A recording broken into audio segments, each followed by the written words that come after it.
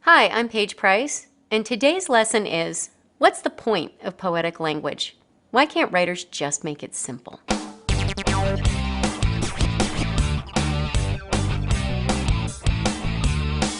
I think that prose is definitely more transparent because it just lays out the meaning for you. In poetry, you kind of see things through the author's eyes. It's like a scavenger hunt of meaning, kind of. You have to Today's Socratic seminar was focused on poetic language and meaning in poetic language. What we've been trying to figure out, and what I've been sort of letting them wrestle with in the class, is whether or not poetic language can express something that prose can't express. You have to actually reread a poem at least twice to really know the meaning.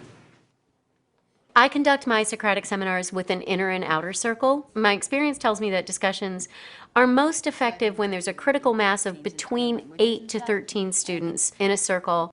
That allows every student to have multiple opportunities to speak. It's really good that the figurative language can mean multiple things because as they're working, they have a partner on the outside circle who's observing, taking notes on their conversation to give them ideas about where to go next.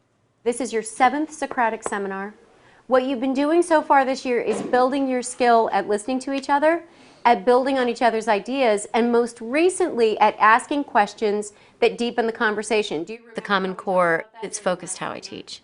It's the first set of standards that directly addresses the necessity of developing group discussion skills in teenagers. So when we did To Kill a Mockingbird, you guys got really good at finding evidence in the text that supported your point, but we didn't really analyze it. We didn't look at the words the author was using, and that's going to be the goal today.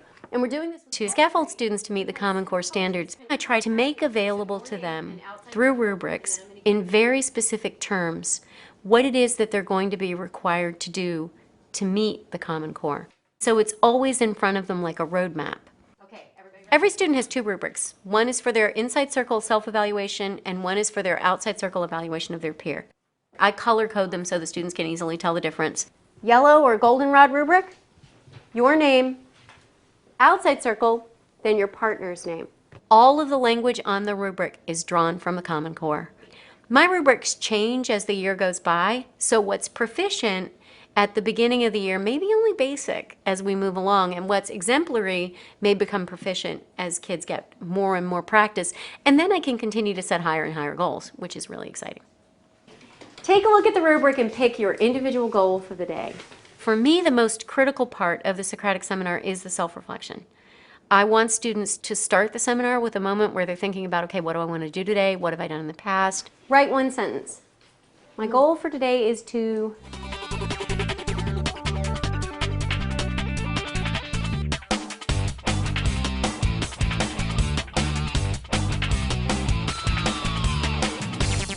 We're going to do a 15-minute seminar with the inside circle, a coaching break. We're going to follow that up with a 10-minute, and then we're going to switch and do the same thing over again. And somebody pick a question that they want to start the seminar with.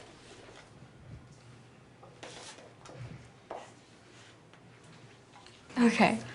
So if you were an author, which element of poetry, figure, line, meter, or rhyme, would you utilize the least and why?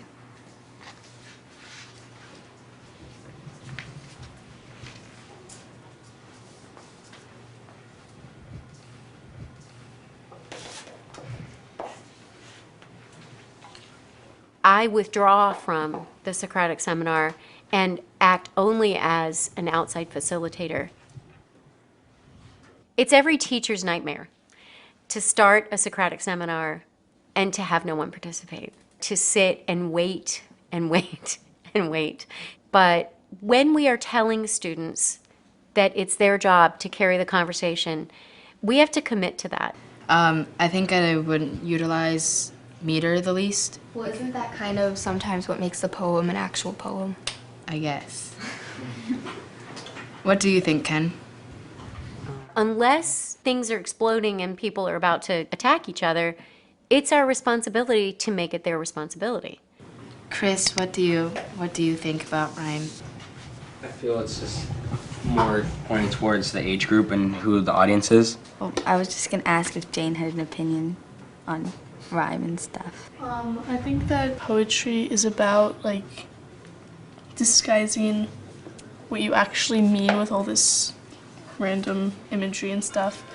And that's the end of round 1. All right, outside circle folks, I want you to find your inside circle partner. You're definitely actually incorporating people when you ask your opinions, so that's really good. I think I need to work on summarizing. I think you are when you say what you guys are saying is this, that's summarizing. That's good. All right, you guys ready? Start round 2. This one's going to be a 10-minute round. What we basically summarized from this poem is that it's a break from responsibility. So if you would look at line 10, we do this as the child circles her room, impatient, with her blossoming tired of the neat house, the made bed, of the good food. We let her brood as we shuffle through the pieces. So you can see that like the child is impatient, kind of bothered or whatever, but they just keep on putting the puzzles together. So I think that what you're kind of trying to say, correct me if I'm wrong, but it's like the puzzle is kind of what they wish that their life was like, and like it's their escape, and that's why it's called break. Yes.